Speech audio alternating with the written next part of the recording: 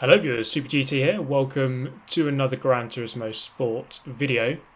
So in this one I'm going to be doing a Manufacturers Cup race around the Blue Moon Infield circuit, recently added to the game. Fairly cool little configuration. And as we can see, gone for the Lexus, not a car that really gets a lot of love. I don't really see it being used too much. There are going to be plenty of BMWs in this race. So with these manufacturers and the Nations Cup races, you get qualifying session, so 10 laps. These can be fairly chaotic and it can be quite difficult to find some space. As you can see here, sometimes it just turns into a bit of a chaotic race where everyone has to kind of jostle for position early on to get yourself that clear air to set a clean lap. So you can see here, plenty of fighting with this Belgian. Going to go for a nice cutback on him though. Plenty of BMW on offer. Now we're going to get a quick glimpse at the top end speed of the Lexus. I was in the slipstream as well, but you can see just how much quicker this Lexus is. Presumably I am going to be suffering a little bit through the corners, but down the straight there you can see just quite easily sailing by the BMW. So that bodes well for the race. I'll be hard to pass into that first corner at least. And then going to go through this long infield left-hander into the sweeping right.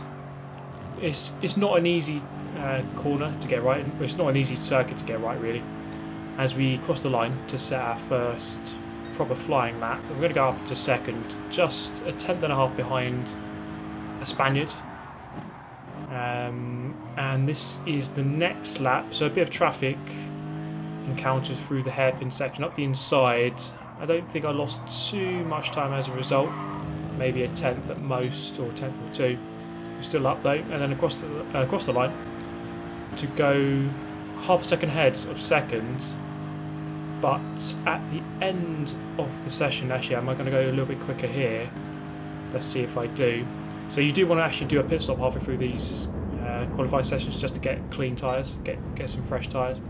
So actually, just going to cross the line there. You can see the results. It was actually only a tenth ahead of second, so it should be a close race.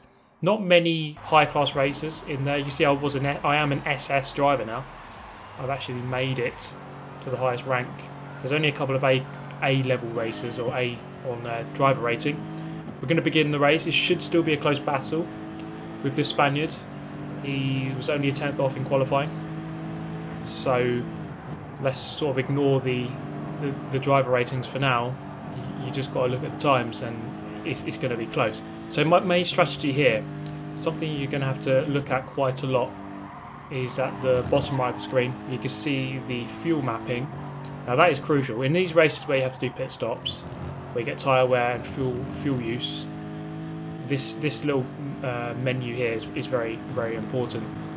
So the main tactic really, through the corners, you're going to flip it up towards the lean setting. So you're going to use less fuel. Your car will go slower, but crucially you're going to use less fuel. The idea is that hopefully you can save on it, save fuel, and then in the pit stop you don't have to stop for quite as long. So that is the main idea. So here I am just going to go very defensive early on in the race. So you've got a train of two, or train of three, two behind me. Fourth place is long gone already. So we're going to start pulling away as a little group here. So I can use the straight line speed of the Lexus to kind of pull away a little bit on the straight. Don't really have to worry too much. He is just a couple of attempts behind as we go into the first corner. So using setting 3 here. So obviously 1 is full power, maximum speed, but then again maximum fuel use. And through this section, still keeping on 3. So the early tactic really is just to kind of back up the pack. So presumably the guys behind me are staying on 1. So I'm just going to flip it to 1 here while we go down this straight into the next hairpin section. I'm going to go slightly defensive. So as long as I'm kind of using a higher setting, or a higher number, which is a leaner setting, and holding them up, then I should be using less fuel than the people behind. That is the idea anyway.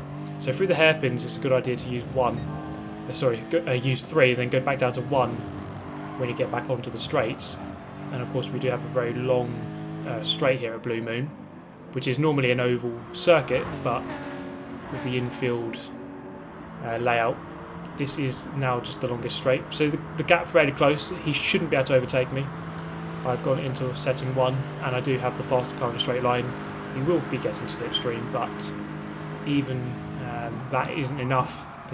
The Lexus is comfortably quicker in a straight line. So the Spaniard goes fastest on that lap. You can see on the left hand side halfway down the screen he's got the fastest lap, and perhaps I was a little bit lazy there, still keeping on 3, and he sees the opportunity to go up the inside. I didn't really expect that one. Into turn 2, goes right up the inside very easily. It was a good move. So I'm down into 2nd. Now this is quite an important phase of the race. I'm still going to manage the fuel as much as I can, but I don't really want to let him get away too much too early. But there's a crucial factor really, is that with these races where you have fuel wear and tyre wear, you have to be patient and let the race come to you in the end. It's very important that you be patient, because sometimes you can push very much very early, but that will affect you later on in the race. So we're doing okay so far. Yes, we have lost a position, but we've managed to save a fair amount of fuel so far. On to lap 4, you can see how much I've gained just on that straight alone, probably 3-4 tenths, just because of the speed advantage and the slipstream. So that can help as well. That's another way to save fuel, I suppose, because you're getting free time. You're just saving time for free by slipstreaming someone. So that's always a benefit. And of course you can start short shifting. So start shifting very early within the gear. It won't be as fast, but you will save fuel. Winding round towards the 2 hairpins. It's a very technical circuit, this one. Not easy to get right. I do often get that hairpin wrong. In fact, I get a lot of the corners wrong around here. It's not an easy one to string a whole lap together perfectly. So if you do manage to do that, then you've done well. Coming up into the final corner, at least I consider this to be the final corner. The oval section here isn't, I mean, it is a corner I guess, but it's easily flat out. So I consider it the straight. A little bit further behind on this occasion, so I'm not going to gain anywhere near as much as I did last time around, unfortunately. So the free time gain this time around isn't going to be as much. So I still gain maybe 2 tenths on that straight, which is of course still good. And I'm keeping in touch with him as we go on to lap number 5. We've done 20% of the race so far, and it's going well. The only thing, I suppose, you can obviously see how fast someone is, and he's going quicker than I am because he's just pulled away by about 2 seconds or just over a second. But what you can't tell is their fuel use. So maybe he's done a really good job. Maybe he's saving more fuel than I am. You never know. You never quite know for sure until they go into the pit lane, of course. Then you can tell. So this is the end of lap 8. So we're approaching the halfway mark of the race, which is the crucial point of the race really, because as long as you can get beyond halfway on 1 tank of fuel and 1 set of tyres, then you only have to pit once, which is quite an important factor. You know, you don't want to have to pit more times than you have to.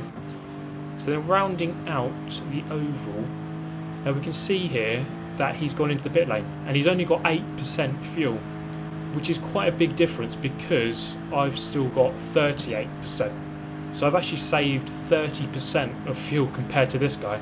So if he has been saving fuel, he's been doing an awful job of it, it must be said. Plus you have to consider that the cars aren't all the same at fuel use. So maybe this Lexus is just really good, and I've just seem to have stumbled upon a car which is really good on fuel, or it was because I just did a good job. I don't know. Possibly a factor of both. But it's going well so far. I've saved plenty of fuel, and I should easily be able to get to the end of lap 10 and then pit, which will give me a 1-stop race. The only problem with that is the tyres. You can see at the left hand side at the bottom of the screen that my front right is really worn, and actually at the end of the stint the guy behind, the Dutchman, reeling me in actually quite a lot, down to less than 2 seconds, and it was often above 4, so you can see the gap there. as we just look behind. So he's actually very close indeed, and he hasn't pitted before lap 10 either, so I'm going to dive in here. This is the end of lap number 10, halfway into the race, and actually he's going to follow me too. So we know, actually now, we know what we've got to do basically to get to the end of the race. Basically, if you can get exactly to halfway into the race and you have to save fuel loads, then you're just going to have to save fuel loads again in the second half of the race. I'm going to go just beyond 10 laps on fuel. Coming out of the pit lane, there is the leader, the Spaniard. So he goes way in, just goes flying in way too hot, and he's going to go very wide. And I'm guessing that he was just trying to watch exactly where I was coming out, and he kind of got distracted for a split second, a crucial split second, and he's going to go flying wide into the wall. So I'm up into the lead once again. So you can see that actually the gap wasn't as big as it was when he pitted. So it was about 4 seconds when he pitted, but then when I came out of the pit lane 2 laps later, it was down to maybe about a second or two. And let's say he didn't make that mistake, he'd probably be about a second or two ahead. So I gain a couple of seconds. Now, just watching during that pit lane, during that pit stop, you can probably go back and watch it again. It takes about a second to fill up 10% of fuel. So the fact that he was down on 8%, meant he really did have to fill up quite a lot more than I did. But that's probably where the time gain came from. And of course the fact that now he's got to go 12 laps on one stint. So he's gone to lap 8, so he's got to do another 12 to get to the end, whereas I've done 10 and then I can do another 10. So I can just kind of mirror the first stint. So whatever I did in the first stint, just do it again in the second stint, and then I'll make it to the end. He's got to go even more conservative. He's got to go ultra conservative now if he wants to make it to the end of one stop. Unless he goes ultra aggressive and does his second pit stop and then just gets fresh tyres. That is the one benefit, I suppose, of pitting multiple times or pitting more times, is that you're going to have fresh tyres more often. And if you're okay on fuel, your pit stop won't take too long. So if he goes in again at, let's say, around about lap 16, then he will get brand new tyres. Now this is a really good element of the game. You can see here we're kind of lapping back. We're lapping lapped traffic. Well, it's now lapped, and it's just so stress-free, not having to worry about contact with them. So the battle between us is just going to stay exactly as it was. We don't have to worry about one of us getting punted. And yeah, it's a really good feature implemented into the game. Lap traffic getting ghosted out. So the gap's staying fairly constant on that lap, and you can see as we cross the line to go to lap 13, it's about 1.3 as I go flying into turn number 1. So that was my fastest lap of the race so far, and we're going to try to go a little bit quicker here. I think it's maybe a good idea just to put one very quick lap in. Let's see if I can just start putting some pressure on him to really lean on his tyres a little bit more and start using a bit more fuel than he wants to. Really ask some questions of him. If I can just put in a really good lap, pull away from him, then he's really going to have to make a very tough decision and think, okay, I can either really push even more to try and keep up, or I'm just going to have to go fully conservative, probably just give up the race, to be honest. So then into the final hairpin, the gap up to over 2 seconds, whereas it was just over 1 second at the start of the lap. So pretty much the second game on this lap, and I didn't really go down to a leaner setting on fuel throughout that lap. So then rounding out lap number 13, let's see what this lap time is. It felt like a good lap. I didn't go down to a leaner fuel mixture, so it should be a good one. So crossing the line, here we go. It is purple, 1 minute 12.5, fastest lap of the race so far. Now this is the end of lap 17. So he pitted at the end of lap 8. So if he did that again, it would be the end of lap 16. So he's actually stayed out 1 lap longer than he did before. So this time around, he's done 9. Let's see if he does 10 laps. If he goes past the start line, then he's going to do a 10 lap stint. So coming into the final corner. So the gap fairly constant, still just over 2 seconds, not too big. I'm going to make a big mistake here, and you can see that gap come down. I immediately look there to see how much time I'm losing, and I've lost about half a second there already. It's going down even more. So I was a bit worried there, but coming across the line, he's actually going to dive into the pit lane once again. So he's actually down to 2% this time. 2% fuel. He used up so much fuel so quickly. So I'm guessing he's not really saving fuel at all. And he's made a massive error really, because it's something I was considering, that you really just, if you can get to halfway in the race, then you might as well just do everything you can to do that, and just do one stop instead. So if you're on setting fuel setting 1 throughout an entire race, and you do 9 laps in a 20-lap race, you might as well have just saved a bit of fuel and then done 10 laps instead, and you only have to pit once then. So at the end of this lap, you can see the gap up to about 9 seconds, so I should be fairly comfortable here. Once again, I mentioned tyres before, and my front right is really getting worn a lot. It's an anti-clockwise circuit. There's lots of very long corners here, so your tyres are going to get, well, your right-hand tyres especially, are going to get very worn very quickly. So I was expecting in a way that he would start reeling me in at maybe 1 or 2 seconds a lap, given that I'm doing a 1:15 on that last lap around, whereas my fastest is a 1:12. But it didn't really seem to happen. He stayed around about 8 seconds. And this is another disadvantage of pitting more often, is that you get down into battles. These are the long right-handers just being demonstrated here. So lots of long right-handers at this circuit, anti-clockwise in nature, and that's going to really push on your right front especially. So another disadvantage of pitting is that you're going to get backed up into a battle, presumably or possibly. You pit, you come out behind someone, come out behind traffic, or you get into a battle with someone. And I think that is what has happened to this guy, because he's stuck around about 8 seconds behind, whereas he's got brand new tyres. He should be catching, he should be gaining on me. But I think really I kind of managed this one quite well, and I think race management is something that's very important in this game, both on fuel and on tyres. Now, I'm not the absolute best on it. I'm still learning a lot, and there is a lot to be learnt to get it exactly right. But I think in this occasion I've judged it fairly well. To be fair though, the strength of the field wasn't too amazing. I was the only SS driver in here, so I'd like to test myself against some, you know, truly great drivers like some other SS drivers. So just coming around about the final corner, I've gone down to lean setting 6. I'm not sure I really need to. I've got 0.7 laps of fuel left with only the final straight left to do. So in the end, a fairly comfortable victory, and I think actually it could have been very different if that guy just managed it slightly differently. He only really had to save a little bit of fuel. He did a 9-lap stint. He could have done a 10-lap stint if he just saved a tiny bit more, then he really would have put me under some pressure. But there we go, the Lexus with a win over the multiple BMWs, a fairly comfortable one in the end.